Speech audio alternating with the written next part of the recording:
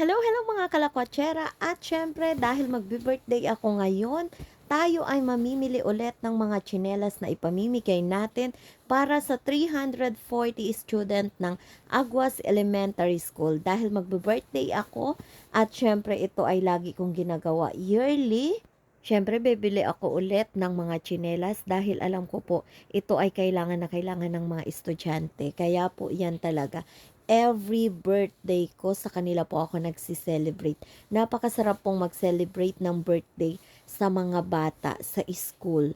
Dahil ayan ang alma mater ko, maggugulatan kami ulit. At syempre, see you mga bata dyan at pupunta na ako dyan para ipasukat sa inyo ang mga tsinelas para ikasya sa inyo lahat ng aking mapipili at para walang kulang or walang labis sa mga size. Kasi last time po na bumili ako, grabe yung iba po sobrang lalaki. So, ngayon nag-decide po ako na bibili na muna ako ng sample and para sakto po talaga ang ibibigay ko sa kanila at magamit po nila. Anyway, see you po dyan mga kalakwatsera ko. Alam niyo po ba mga kalakwatsera ko na napakasarap tumulong sa mga bata, lalo na at nakikita mong determinado silang magtapos ng kanilang pag-aaral.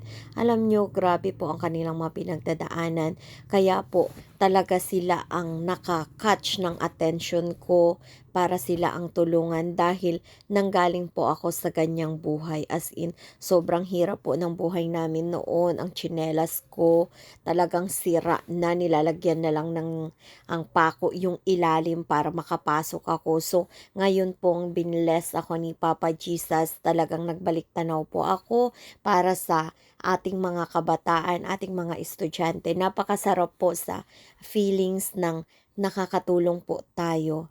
Ayan, dahil nagsisipag ako sa buhay ko at syempre para maipamahagi din sa mga bata ang pinaghirapan kong ito. Kaya sana sa lahat ng mga estudyante at sa lahat ng mga nanonood sa akin, maraming salamat po. Suportahan niyo pa po ako. At syempre dahil sa pagsuporta nyo sa akin, ang buong araw ko ay ilalaan ko po yan para sa mga estudyante. Yan, dahil sa laki ng bayarin, napasayaw na lang ang aking beshi. Ganun po talaga.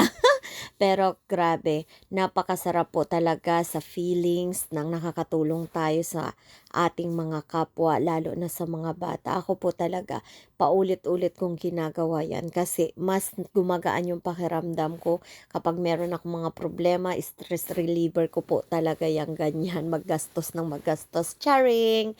Charot lamang po yun. Basta po, sana suportahan nyo pa po ako para lalo akong ma-inspired para tumulong lalo sa ating mga kabataan na nangangailangan lalo na sa mga estudyante natin.